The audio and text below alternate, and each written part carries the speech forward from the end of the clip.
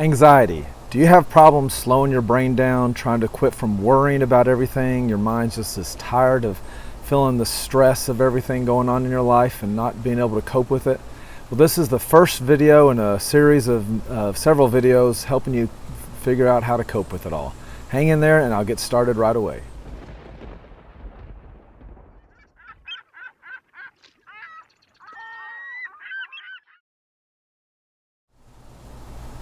Hi, this is Dr. Monte with Peace in the Storms Ministries. I'm a psychologist. I've been working for over 25 years in nursing homes primarily, dealing with handicapped and elderly, people who have had severe storms in their life and trying to help them cope with it. My main job here is to help you guys cope with the depression, anxiety, and the stress of life. So I'm trying to help in any way I can. Please, if any of these videos mean anything to you, can you please click the subscribe, the little thumbs up button to let me know you like it. Please leave a comment below. Let me know if this is helpful or not at all. If this is boring, let me know whatever you think. It'll help me a lot doing anything. Help me subscribe, hit the little bell notification, all that good jazz. So anyway, let's get to anxiety. It's one of the #1 problems going on in our culture. I just read a report yesterday that Barnes & Nobles is selling anxiety books out the wazoo, dealing with stress of life. So I have a lot of experience dealing with that, and there are multiple ways of approaching it. And so I want to handle one thing at a time with all these videos. The #1 thing I want you to do is understand that when you're talking about anxiety, it's very much of a mental thing, a psychological thing, but it's also very much of a physical thing and how your body deals with it.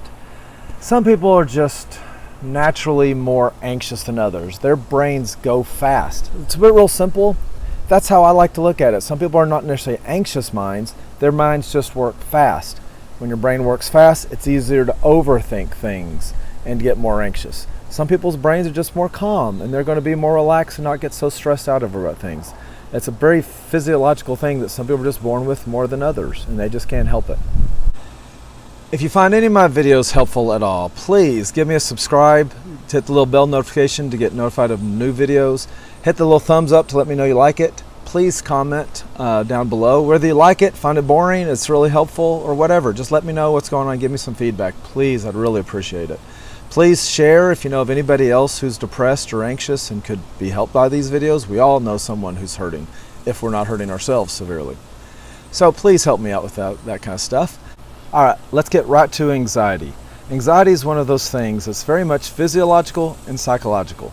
On one hand, you have the way the brain is built. The way your personality is just naturally is. Some people's brains work very fast. It's not your fault, totally. You can't help how fast your brain goes. Do you ever find yourself just not being able to shut your brain off? It just goes and goes. And when it tends to go, you tend to overthink. And when you overthink, you get more stressed and anxious.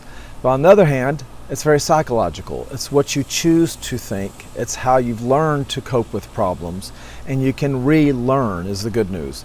Even if you're born with a highly anxious, active mind, you can still use your psychology to overcome some of the way your brain is naturally physiologically meant to work. But a big part of this first video on anxiety I want to deal with is helping you understand the body's processes. You can change the way you think on one little thing about your body, change how your body's working, and that right away can get you all kind of help as far as coping with anxiety. There's lots of other steps we can add on later, but this is the fundamental principle in dealing with anxiety. All right, the primary thing you need to learn to help your body to be able to cope with anxiety is breathing, deep breathing. You got to change the way you naturally breathe. And I know it sounds silly to some people. Why do I need to think about how I breathe? Doesn't my body do that automatically? Yes, but your instincts, especially when anxious, kick in, and you're not breathing efficiently in a way that will help your brain figure out and calm down your emotions. So, you need to take manual control over your breathing. It's something your mind can easily do, and it sets the foundation to make everything else that we're going to talk about much easier and much more efficient. So, the #1 thing I want you to do is think about slowing down your breathing. Deep, slow breaths, but I also want to think about slowing down your talking, your thinking. I know I can talk too fast in these videos sometimes, and when I'm working with someone who's anxious, I find it very helpful, even for myself trying to calm myself down, if I can just talk more slowly, if I can try to think more slowly. to slow everything down. But when you're doing that, on top of that, try to think about your breathing slowing down. Okay, I want you to take several steps to breathe with me. The first thing is to take a deep breath in with your nose, trying to breathe in for 3-4 seconds. Hold it for 2 or 3 seconds if you can. Then let it out slowly through your mouth. And here's another trick. Keep breathing out until you just can't breathe out anymore. A lot of people stop breathing out way too soon.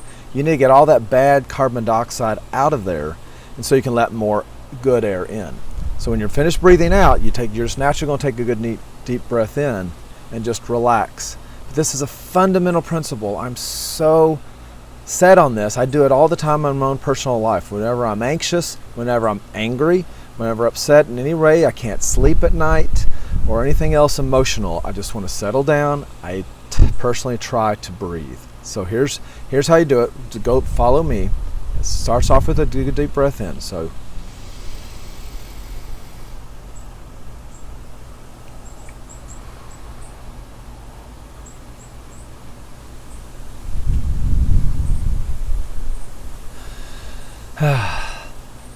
right away when you do that, you're slowing down your brain, you're slowing down your stress of your body.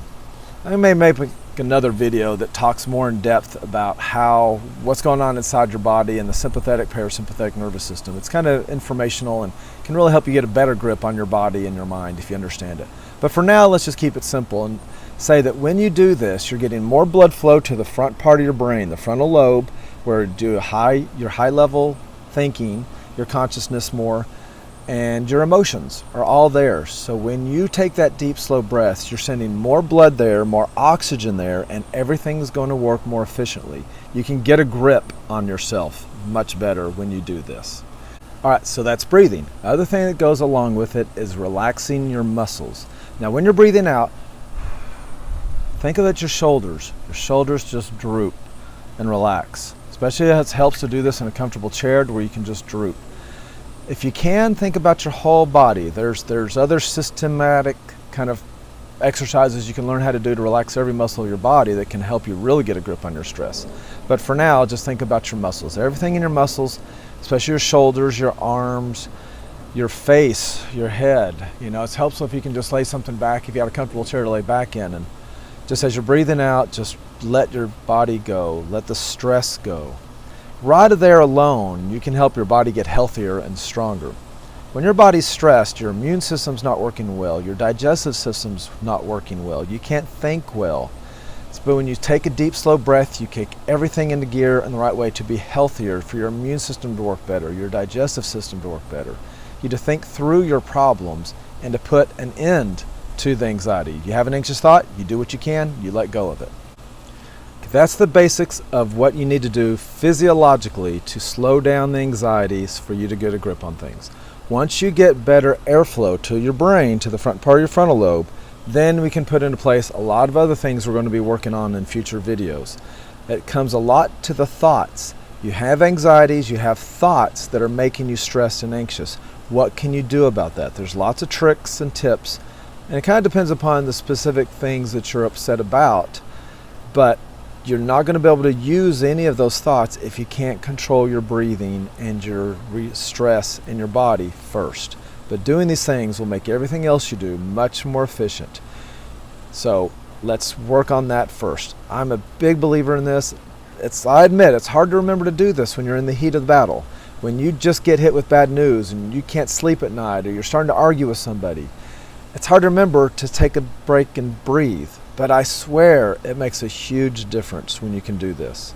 I felt a big, overwhelmingness of peace come over me right in the middle of an argument. So stay tuned, and we'll get to more videos down the road that can help us to really put on more thoughts on top of this breathing that can really help you get a grip on your life and on the anxiety. I hope these videos have been helpful, so please stay tuned and keep subscribing. Hit the little bell next to my name to get notified of future the anxiety videos in this series.